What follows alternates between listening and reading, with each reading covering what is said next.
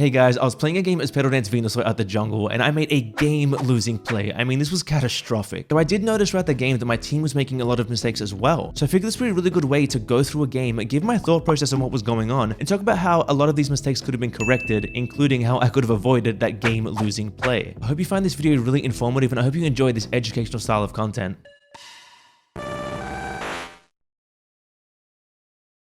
Okay guys, so we're going to go through my gameplay here. We're going to go through the things that I did wrong, and I'm also going to talk about the points where I feel like my team went a little wrong and things could have definitely gone a bit better and they weren't as smooth as they should have been. So here I'm doing my jungle clear, pretty standard stuff. My lanes are an Azumarill in the bottom lane with a Mime and a Ralts and a Slowpoke in the top lane. So the top lane's not the strongest, but it's okay. So here we go, we're going to do our farm. Now something I do here is something I think is very important for you to do as well. So I'm going to pull this up and I'm going to explain what I did here. I pulled this up to check what their team comp was again, to double check and think, okay, who can invade me on this team? Now Mew and Aegislash and Talonflame all can invade me here, so I have to play very carefully. You have to make sure you think about a possible invade as you're playing and not just like clearly go into your jungle. So I play this little back, I see the Aegislash on the bottom, I see him on the map there, and so I feel fairly safe because it's been a while. Mew's down there as well, like, and I'm good to clear. I'm not really getting invaded. Talonflame's their jungler at that point. I'm pretty safe. I'm pretty safe to go, but yeah, it's important to kind of keep track of that because you really don't know who's going to invade you. People are really looking to invade a lot on this map. It's a really valid strategy. So I definitely suggest looking at the team comp and seeing if it looks like the enemy team will likely invade you or not. So do a standard clear here, red back U to blue. There's different ways to clear. I was clearing this because I was going to the bottom lane. It is a stronger lane than the top, and I do want to get an advantage. Venu's not the strongest level 5, so I need to be able to supplement that. And what's really good here is the enemies are overextended. They did get a pick on my mind, but they really pushed up. So Giga Drain here, really solid, getting some good damage off.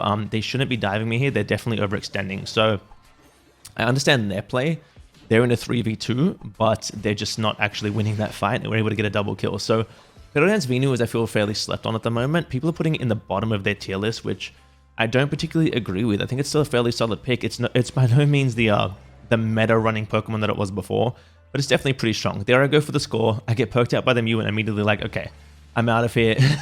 I'm not going to stay around. I want to get back to my jungle. I get that low for my laners. I don't want to grief their XP, so I don't want to take that from them. I get that low on the way, and now I'm running back up to my jungle. Now, something interesting here is that if I had not done that, if I had left that alone and just run up to these, I probably get to clear both before going to the middle 8s, which is probably a better play in hindsight. So I do clear out my red here, and I don't have time to do my blue, so I'm going straight towards the middles. Now I am going to tick into 7, so it's not a huge deal. I'm going to get that power spike. I don't need to evolve. And there's the Pedal Dance. So I'm here alone, unfortunately. So if we look at the map, right, my teammates aren't coming. I can see clearly that none of my teammates are coming. I'm in a 1v2 here, so I'm going to go back a little bit here. I know from this point here that no one's coming to help me. This is me versus the enemy team. I don't see 2 on the map until I see Talonflame, so I don't know where they are. They're likely going to be here contesting this. So I've got to go in here with that mindset. So I poke and I play back, and I'm looking to just kite. I'm using the bush. I'm Giga Draining. I'm playing around the best that I can. And here I feel very confident. Venusaur's got a very strong level 7. I felt fairly confident here. I felt very ahead, and I felt like I could win this fight. He got very close here, but I was able to pull it off. So Venu's pretty strong, and that worked out pretty well. Now here I'm a little greedy. I Giga Drain this to heal up, and then I have to move to the side to dodge the attack. I'm very low, but I want to take out my blue now so that I could back, and then I could come back to, so this is important. I take out my blue now, so I can back, and then I can walk to this Baltoy, and then go up to the next Baltoy and straight to my red as it's going to spawn in a few seconds here. So if I back now, I don't have to worry about coming to this blue and doing the whole U. I can come through here, get my healing, which takes a while now, and go straight to this Baltoy and hook up towards the red that's going to spawn right before, because we did it just before 8 minutes, and they have a minute spawn timer. So I'm able to go up here, and I'm able to do this. I'm able to, so just spawn now. So I'm able to do that in a decent amount of time, and this is where I want to get my level 9. Now, this next part here coming up is a big moment where a lot goes wrong, and I'm going to talk you guys through it here because this is a really important moment in the match. So right here, we can see, look how poked out the enemy team is, right? The Mime was running back. Look at the health. Very low. Very low. We have 4 up here, 1 rotating up. I'm level 9, and we know that I'm ahead of the enemy jungler because I've taken them out twice when I've seen them. I'm ahead. They're not going to be 9, and I am. This is a big moment where we want to fight. I want to fight here really badly because we can just wipe them. Venu at level 9 coming up here just dominates the enemy team. It's a very, very big power spike, a very big moment. So I'm pushing up. The Mew pokes here, but I'm pushing up here and I can see that no one's coming. No one wants to push up on my team, which is really frustrating because we really, really need to fight here. So I call to keep the pressure on, but they want to safely farm. So this here is really aggravating to play with sometimes, especially when you hit a big power spike and you really want to fight. This, if you're a player that does this, please be attentive because you really want to help your jungler here. You don't want to sit back like that. It's really just detrimental to your team because this is a big power spike you want to take advantage of. Azu goes in and I'm like, you know what? I guess I'll just go with Azu. I see a big moment, hit a big unite, and now I'm in. I'm really strong right now. I full heal the wide guard, and I'm able to go in. Like, we have so much presence here. We still stay and we win this. My teammates here are sitting back, and they're just trying to score now instead of poking, right? Which, I get it, they want to break the goal, but they don't have enough points. So that's not the greatest play, but even here, right, I'm still here fighting, and look where they've gone. They've run back. They've run back, so we're going to go back here. The teammates have left the pad and run away. We're still winning this. And you'll see here, right? Pedoran's Venu is very strong. It's very sustaining. And I just know on mechanics alone, I can outplay my opponents. Like here, so I'm maybe taking them out. I took out both their carries again. And it's just their Aegislash. So if my tanks hadn't retreated, if my Slowbro hadn't retreated here, and just run away, and if my Mime hadn't retreated, and if my Keeler hadn't been poking, we would have taken them out earlier, and we would have been able to break that pad and get a lot of top pressure. That ends up not working out, but that's how it is. So that's just a solo queue thing to remember.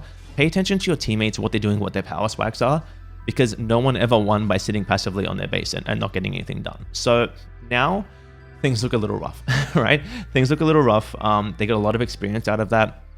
We had a really big advantage where I was level 9 and the enemy wasn't, but now they're all going to have their unites. They're all going to have their level 9s.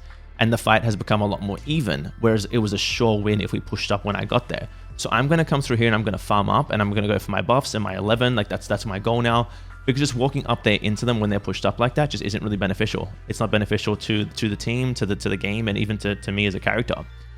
So now I think I try to sneak in to get in position to maybe steal this, but I think this is silly. I should have continued to do my buffs down the bottom because I'm never getting to this. I'm never getting to this, but I really, really wanted to try to do something. But yeah, the second I see that I'm just out, I just turn and I go. I don't try to fight. I just leave. And I think things get pretty rough for me in the middle here. So the Mime is pulling back. There's the Mew. The Mew's not really a threat to me. I'm really not worried. I have so much sustain. I have Giga Drain Plus now, so I've gotten my 11, which is solid. I'm able to heal off these, get some more sustain back. I'm not really that worried about the Mew. I'm really not. I don't believe they're going to be pushing that in the top. I don't think they're going to get it because of our team's positioning. Now the talent here jumps on me. If I unite right here, I win this fight. But I really don't want to unite right here. And maybe I should have. In hindsight, I probably should have. Just try to get any pressure that I could. But I really don't want to. I really don't want to unite here. They burn their unite, and that's okay. Like, they don't really get that much out of it. I think they score some in the bottom. Well, they score a lot in the bottom. So maybe I should have united there. Maybe that was the play. But I was just trying to hold it for another objective because I felt really... when you're in a game like this and you feel like your team's really playing passively and they're not pushing up, you do start to lose some confidence and faith in them as players. I could have probably pedal danced a bit earlier and maybe stopped this. In hindsight as well, but I think I was doing commentary in the game as well and trying to explain my thought process. Here I end up uniting and wiping them out, I'm pretty sure. Which, you know, it works out pretty well. I get a lot of catch-up experience here. Like, I'm 12.5 now, almost. I've gotten a 3 KO.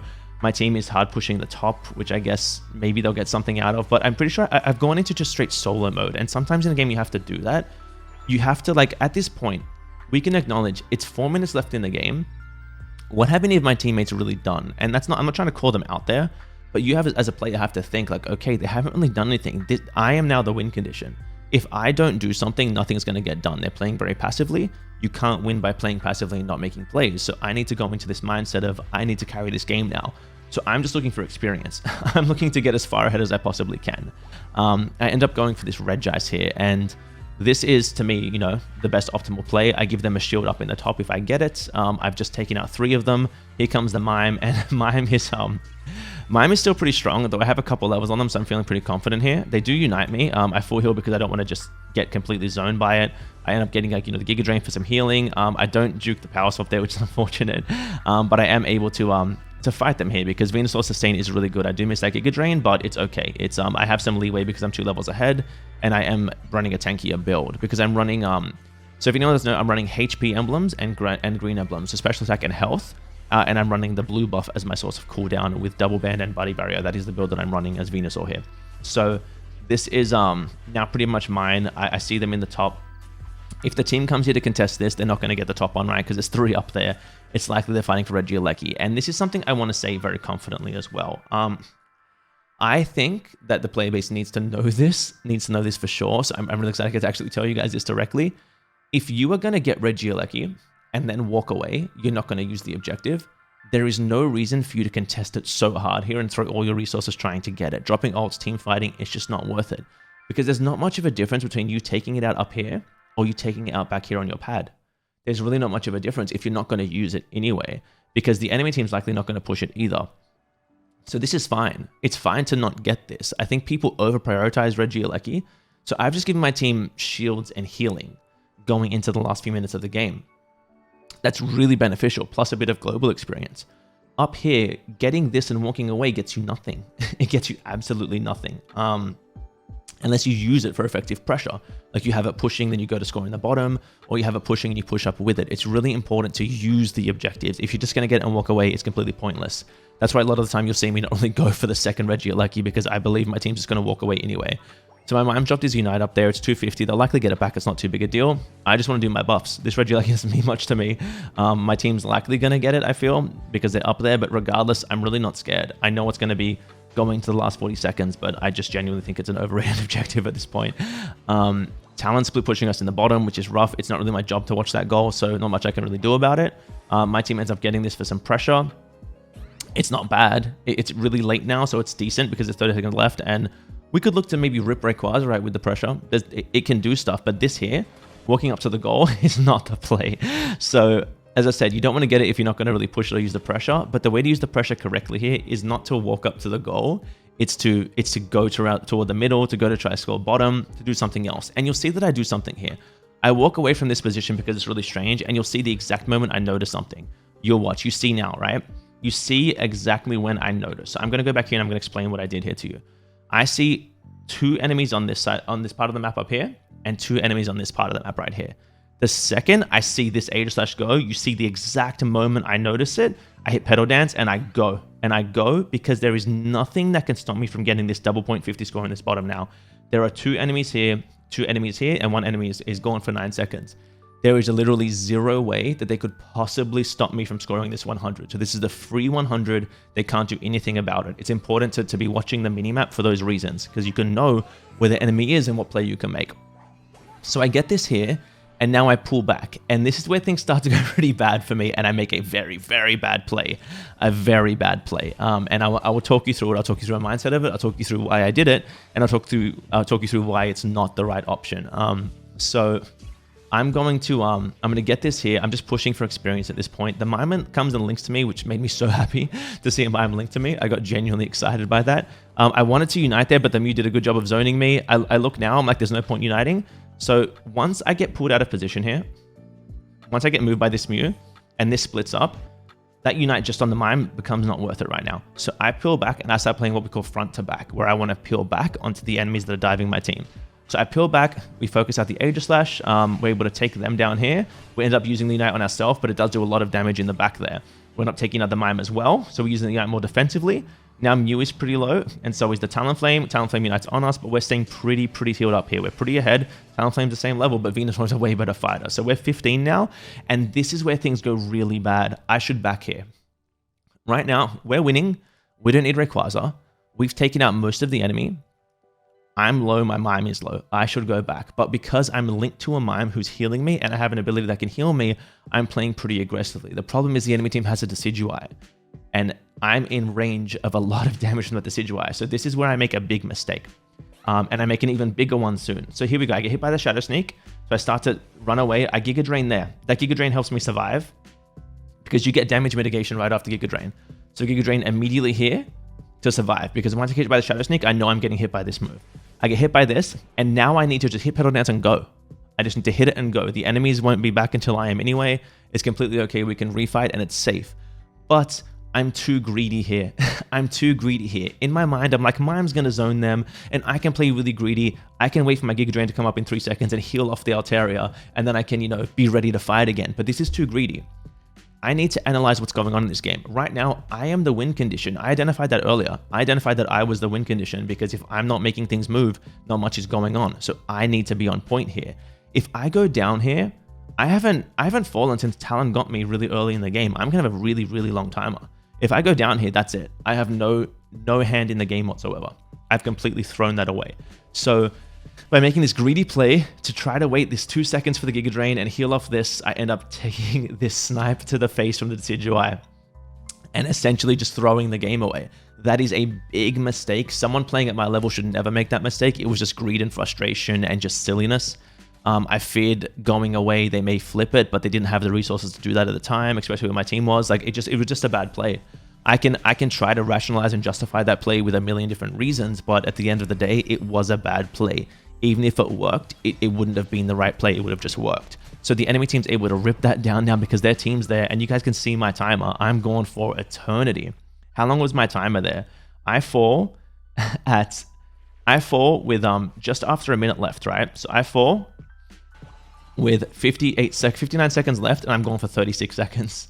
That is over half of the time remaining in the game, and I'm gone, and I'm not coming back. So that's really tough. I'm not going to be back until well after a fight's happening here. We do have Slowbro and Azumarill Unite. They don't press it, but that's not on them. I can't say, oh man, if my Slowbro and Azu united, we won, because I knew from early in the game that my team was not pulling their weight, and I needed to do it, and I made a big mistake. I threw the game. I can't put that on anyone else. That is genuinely me making a drastic, like humongous mistake that I should never have made. But it's good that I did, I guess, because I get to show you guys that you can be dominating, you can be doing so much, but if you identify yourself as a win condition and then you miss position out of greed and you go down, you need to accept that you hard through that game, that was on you. Yeah, we just end up going down here. The Mew scores another 36. I don't think that mattered. It was just a nail in the coffin, right? But we were already gone. Ozzy went to try to score. Respect for that, I guess. But yeah, and we end up losing this game because of my terrible play. Because we were in the lead, and I was greedy. And I was greedy, and I was selfish, and I tried to stay when I should have left. I should have walked away. We'll see here that, yeah, we lose by a couple hundred points. We were clearly winning, and the game would have been ours if I had not done that. We would have refought, and I was so strong. I was so strong. The Decidueye did a good job of staying out of range and poking me there. We can see if we look at the damage that for damage like done and taken and just healed brawling, I was having a great game. I was doing a great job. I just made a really bad play at the end, and the game was thrown. They were poking me with a lot of damage, but I was healing a lot of it back, and I was playing pretty well. We did have, like, when you look at damage numbers, you have to take in the possible inflation of those numbers, right? So they're hitting a Slowbro, a Mime, and a Azumarill that's healing, and the Venusaur that's healing. If you look at all this damage healed, you'll see why their numbers look so high. They're just kind of inflated by what's going on. So in terms of the game, we were having a very good game. But yeah, we ended up throwing there. I hope seeing something like this was helpful to you guys, because maybe you guys do this too. Maybe you end up doing this and you're like, oh damn, if only my Slowbro or my Azumarill had united, when really it's kind of on you. It's on us if we make these plays, if we throw games like this. So let me know if you like this style of video where I go through my own games. I talk you through my thought process. That's what I'm trying to do to win. And where I feel like I made a really big mistake and where I feel like my team could have done better. So as always, guys, thank you so much for watching. Don't forget to like, comment, and subscribe, and have a wonderful day.